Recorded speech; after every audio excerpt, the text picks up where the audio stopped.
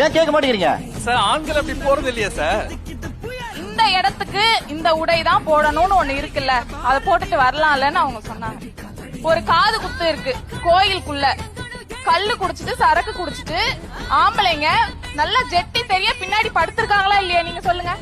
கோயில்ல வந்து அந்த கோயில்ல ஒரு ஆண் அப்படி படுக்கிறான், அதை எதுவும் கேக்குறது கிடையாது. ஆனா துப்பட்டா போடாம சுடிதார் போட்டு கோயிலுக்குள்ள வந்துட்டா, ஹாஃப் சாரி போட்டு வர வேண்டிய இடத்துல ஜீன்ஸ் டீஷர்ட் போட்டு வந்துட்டான்னு அந்த பொண்ணை இத்தனை கேள்வி கேக்குறீங்க. இன்னொன்னு, நம்மளுடைய கலாச்சாரத்தை பின்பற்ற வேண்டியது ரொம்ப அவசியம். இங்க இருக்க ஆண்கள்லாம் பேண்ட் போட்டு வந்திருக்கீங்க, உங்க கால் ஷேப் அப்படியே தெரியுது. எனக்கு வந்து இன்னொரு சக பெண்ணுக்கு காம உணர்ச்சியா அது தூண்டுது.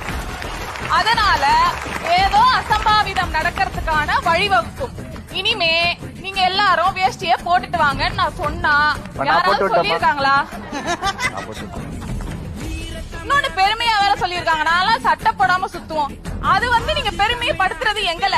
ஒரு பையன் சட்டை போடாம போட்டானா அவனை செக்ஷுவலா அபியூஸ் பண்ணக்கூடாது, ஆப்ஜெக்டிஃபை பண்ணக்கூடாதுன்னு எங்களுக்கு ஒரு அறிவு இருக்கு. ஆண்களுக்கு அந்த அறிவே கிடையாது. அதனால நீங்க நாங்க சட்டை போட்டு நடப்போம், பப்ளிக்கா யூரின் போறத பெருமையா சொல்லிக்கிறாங்க. நாங்க போவோம், நீங்க போவீங்க.